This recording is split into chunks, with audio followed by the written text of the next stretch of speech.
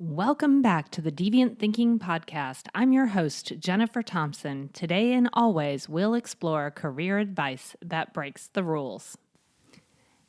Today's podcast takes a little bit of a turn here. Today, we're in the midst of really a global pandemic that was unforeseen just a few weeks ago, and I would be remiss not to address this as part of our podcasts. So today, I promise you we will not spend hours talking about the pandemic. The CDC is your best source of news for all of that. But I do think there is something that we need to address in thinking about our careers and our work environment and how we move forward.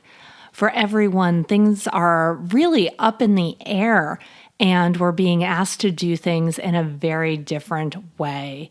You know, as this podcast is being recorded, the CDC has advised that we take 8 weeks off from our normal lives and self-isolate, change the ways that we work, the ways that we interact, and it really could mean long-term implications for all of us. You know, the work environment and the economic environment is significantly different than it was a few weeks ago. You know, many of my podcasts have focused on the fabulous economy that we had going and the low unemployment rates. And now people are feeling much more unstable and much, fear is coming out. So I want to take some time today and help everyone get grounded, get real about the situation, and think about what they can do in their own careers to help make a difference in the world and also help stabilize your own personal situation. So that's what we'll be talking about today on the Deviant Thinking Podcast, how to bring things together when there's chaos in the world. So where do we start when there feels like there's nothing stable around us? Well, I always say we have to start with ourselves and grounding things. I'm a big believer in acknowledgement of what's going on, because until we can really grasp and acknowledge what's going on, we can't move forward. I often use a technique that was taught to me by one of my children's coaches. I've learned to take some time and acknowledge a frustration and anger, something that's upsetting you. It's okay to be mad if suddenly the job that you were in line for and that promotion is being put on hold. It's okay to be mad that you lost your job last week and you were planning to apply for a few new positions this week. And again, those things have been put on hold. Any of these things, they're really valid feelings, and we all have them. You know, I'm frustrated myself. There's things I had planned to do that no longer are in the cards, and I'm going to have to readjust. So it's okay to take that time and be frustrated. But the technique that I was taught was, while you allow yourself to be frustrated, also put a time limit on it. Decide you're going to be mad for a day.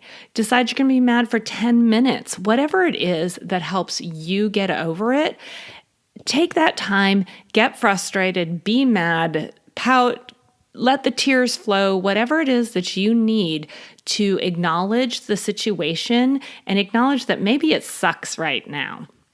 Do that, but then figure out that timeline and say, okay, when it hits this mark, I'm going to be done with it and I'm going to move on to a more productive place.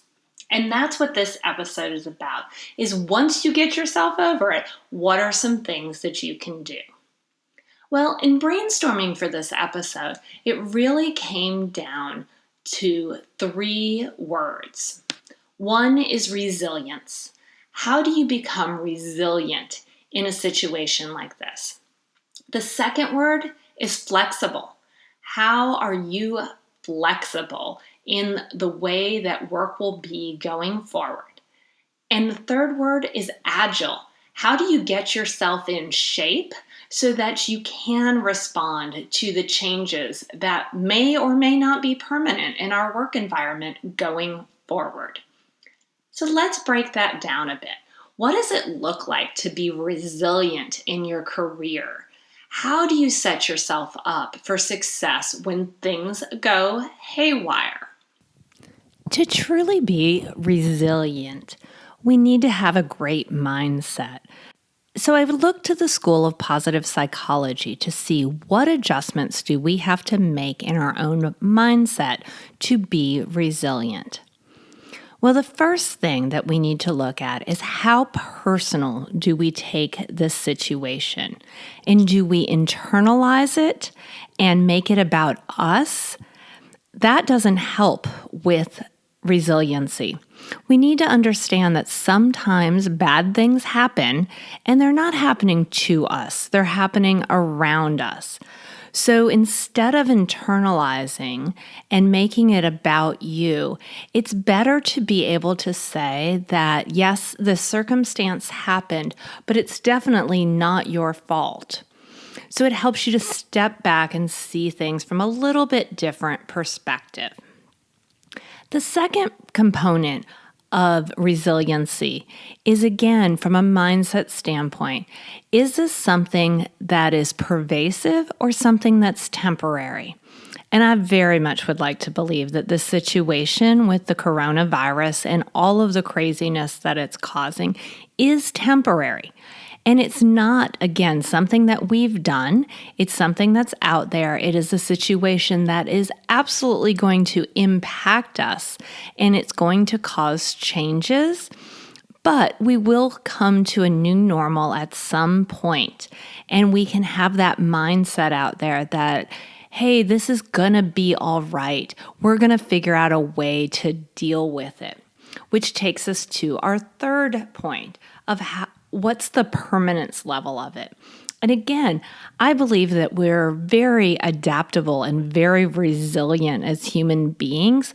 So while this is definitely an important thing right now, and it is definitely disruptive, we'll figure out that new normal and allow ourselves to be resilient and figure out how we can kind of overcome any of the situations that are out there. So that's really looking at the resiliency side. And resiliency really does reside in your mindset. The next component of how to really deal with these things is flexibility and agility. These two sound really similar, but I do see a distinct difference. For flexibility, it's all about flexing, going with what's there. Again, maybe the way that we worked looks different this week than it did last week, but it doesn't mean it's bad. How can we be flexible in the way that we approach things?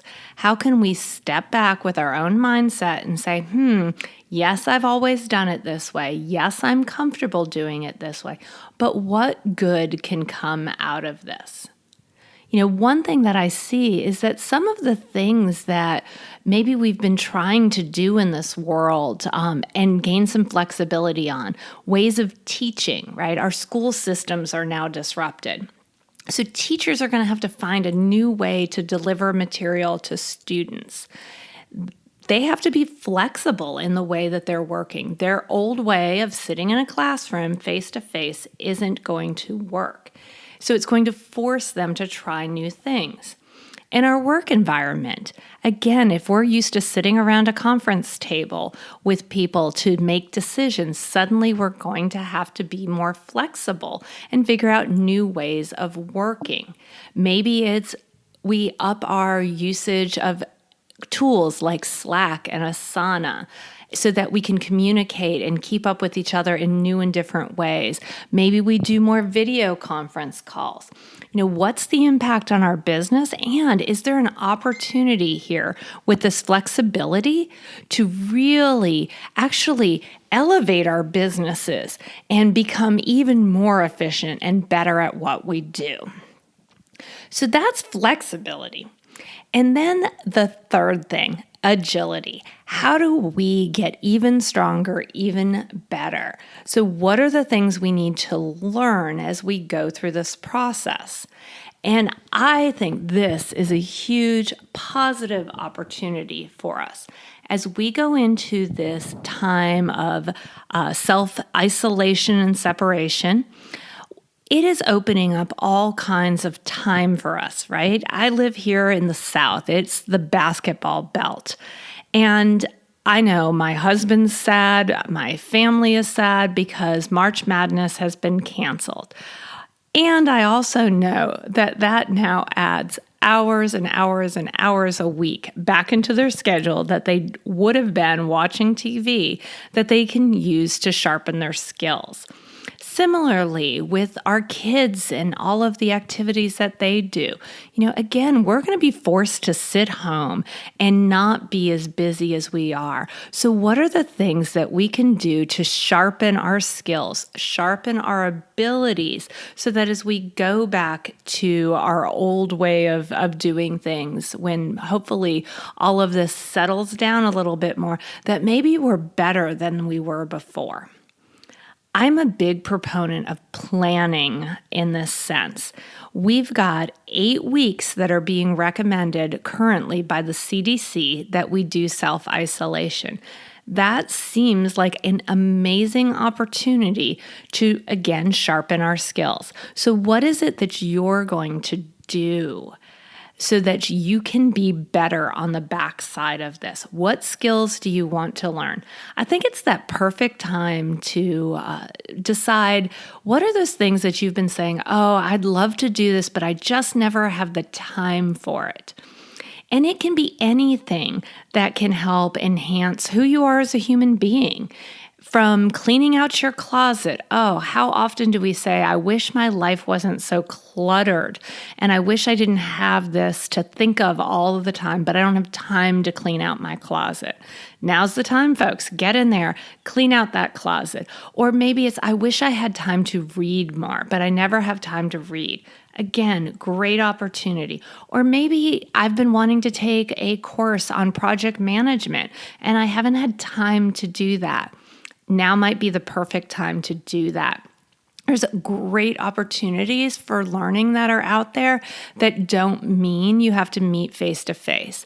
Everything from if you want to learn some new technologies that might be needed as we move forward using video conferencing or things like Slack and Asana for communications. If you've not done that before, there's great YouTube videos out there that teach you the basics of using this.